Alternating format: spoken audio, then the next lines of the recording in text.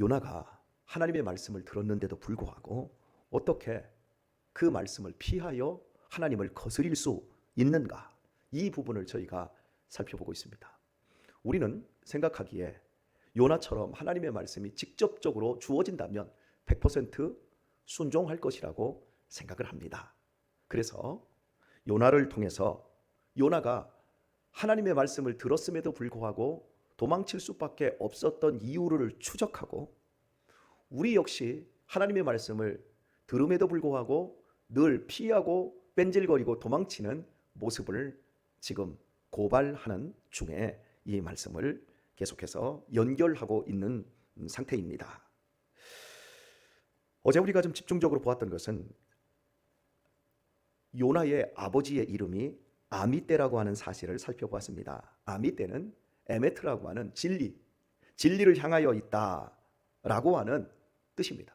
그러니까 요나의 아버지는 늘 하나님의 진리를 향하여 진리를 추구하는 사람이었고, 그렇다면 요나 역시 어린 시절부터 얼마나 하나님의 말씀에 의해서 잘 교육을 받았을까 싶습니다.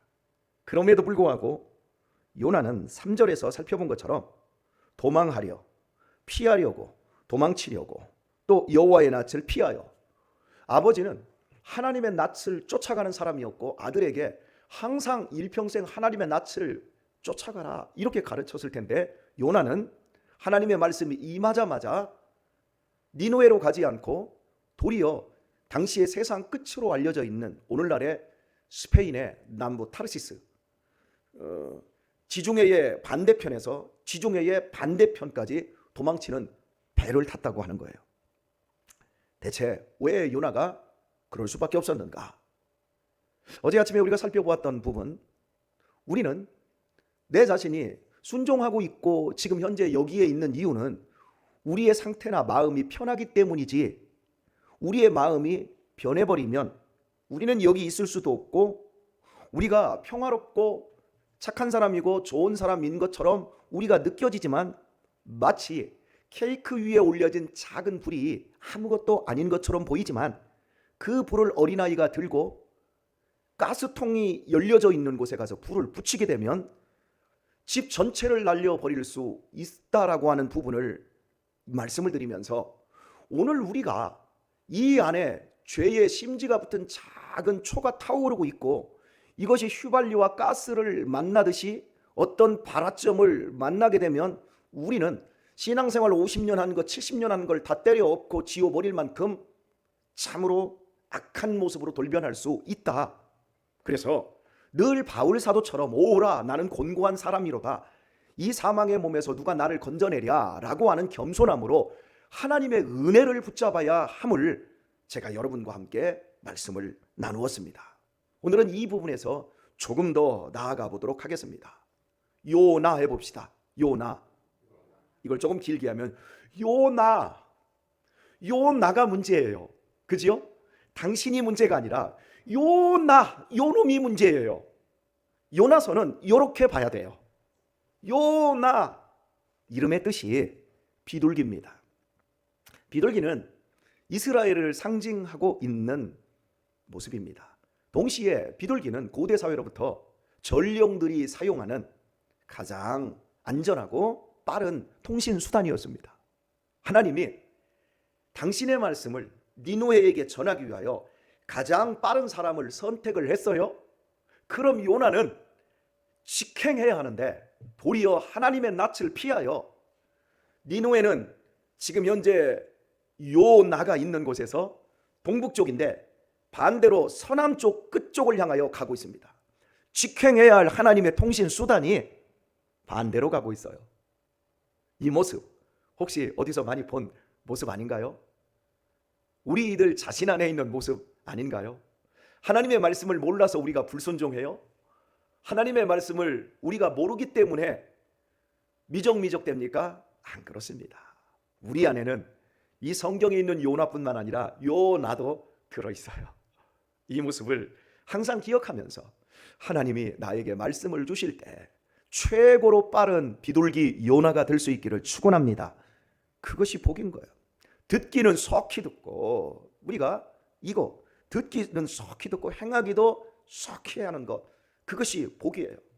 하나님의 말씀에 순종하는 건 속히 해야 되지만 죄를, 악을 행하는 것은 정말 생각하고 또 생각해서 안 하는 것이 복인데, 많은 사람들이 현실의 이익을 따라 움직이다 보면 생각지도 않게 요나와 같은 모습으로 전락하게 되어지는 겁니다.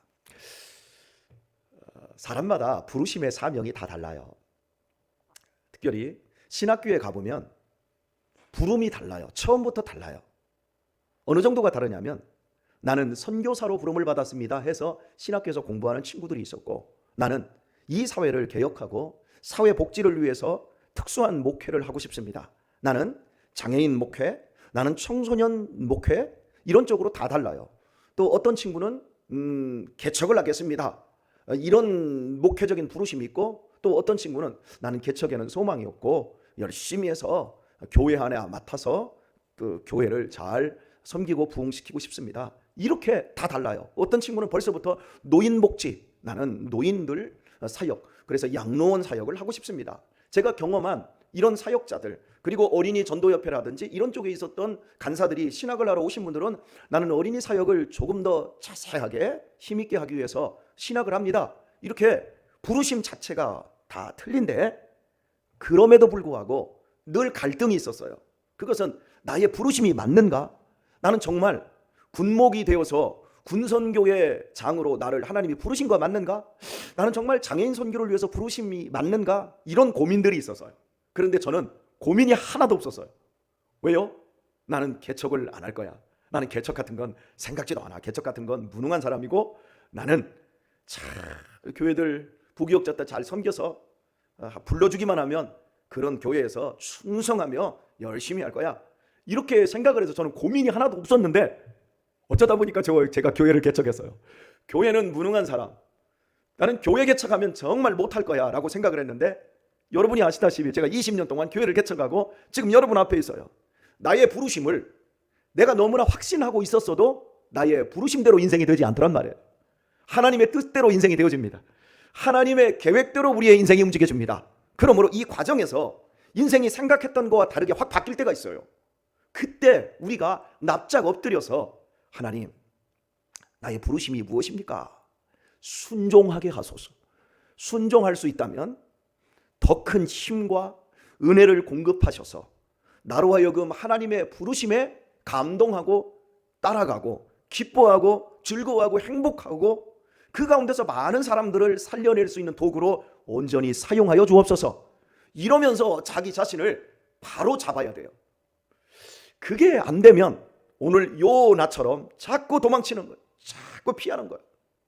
제가 하나님께서 이 교회를 개척하게 되었을 때의 그 배경적인 부분들을 여러분이 거의 대부분 다 아세요. 가장 그때 중요했던 핵심이 뭐였는가 싶으면, 저의 부르심에 대해서 제가 미적거리지도 않고, 어차피 하나님이 이 길로 나를 몰아가셨다고 한다면 나는 하나님이 역사해 주실 것이다 라고 하는 그 부분을 제가 너무나도 크게 확신했고 또 순종했던 것 같아요. 저는 개척에 대해서 기도 한 번도 안 했고, 개척에 대한 뜻도 없었고, 개척을 무시했던 목사였는데, 개척의 현장에 하나님이 어쨌든 간 할 수밖에 없는 가운데 딱 집어넣었을 때 저는 하나님 앞에 올인했던 것 같아요. 그래서 일단 교회를 개척을 하면 목사님들이 제일 먼저 하는 일이 후원교회와 후원기관과 또 후원할 수 있는 사람들에게 편지를 보내고 그런 사람들을 찾아가는 일이 첫 번째예요.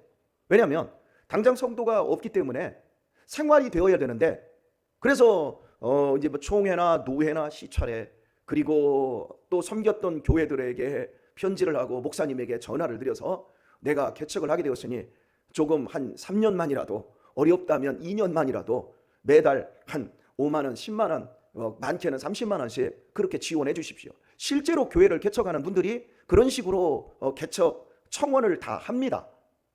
그래서 수단이 좋은 목사님들은, 뭐 어떤 분들은 일반 목회하는 것보다, 큰 교회 목회하는 것보다 더 잘해가지고 시골 같은 데서 한적한 곳에서 목회하는 분들은 막 편지도 엄청나게 쓰고 해가지고 나중에 은퇴할 무렵에 그 지역에 땅도 사놓고, 우리 노예의 어떤 목사님은 수원에 상가 2채 사놓고 저 시골교회 목사님인데 이런 식으로 후원을 가지고 나중에 자기 재테크를 하기도 하시는 분들도 계세요. 수단이 있는 분들은. 그런데 저 같은 경우에는 교회를 개척할 때 그런 걸 아예 안 했어요. 전화 한 통 안 하고 편지 안 쓰고 심지어 노예에서 한 달에 30만 원씩 도와주겠다 그러는데 다른 교회 도와주십시오. 나는 지금 생각해봐도 미쳤던 것 같아요.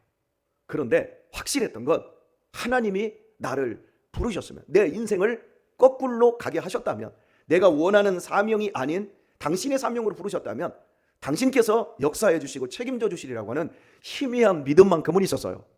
그리고 한 달을 살았어요. 두 달을 살았어요. 세 달을 살았어요. 세 달째까지는 전화 안 했어도 편지 안 했어도 나를 알았던 사람들, 왜냐하면 부교육자 시절을 11년을 지냈고 5교회를 거쳐왔기 때문에 또 제가 인맥 인프라를 또 얼마나 또 잘합니까? 그래서 잘했어요. 그런데 3개월 지나니까 안 오잖아요. 이제 더 이상 안 도와주잖아요. 근데 문제가 생겼어요. 그때.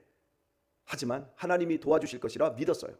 그래서 한 달에 뭐 돈이 얼마나 들었다 그런 게 아니라 늘 넘치도록 주신 것은 아니고 그래도 밥은 굶지 않았고 잘 살았어요. 정말 핍절하지 않았냐고요? 17만 원 가지고 내 식구가 살았어요. 한 달에. 그런 날도 있어요. 그런 어려운 시기도 있어요. 그럼에도 불구하고 우리 교회에 재정 들어오는 거 40%를 이웃을 위해 사용을 했어요. 그리고 여기 효명학교 아이들 당시에 급식을 하는데 이혼 가정 아이들, 한부모 가정 아이들, 이런 아이들, 조선부모 가정 아이들이 밥을 못 먹는데요. 그래서 밥 먹으라고 거기에 첫 해에 10명, 두 번째 해에 20명 이런 식으로 다 돈 줬어요. 이렇게 올인을 했더니 하나님이 밥 먹고 살게 하시고 이만큼 오늘을 일구게 해주셨어요. 하나님 살아계세요. 할렐루야. 우리의 뜻대로 내가 생각하지 않았던 대로 인생이 흘러갈 때 하나님의 사인이 그때 왔을 때 그때 우리는 더 낮아져야 되고 더 겸손하게 하나님만 붙들어야 되는 줄 믿습니다.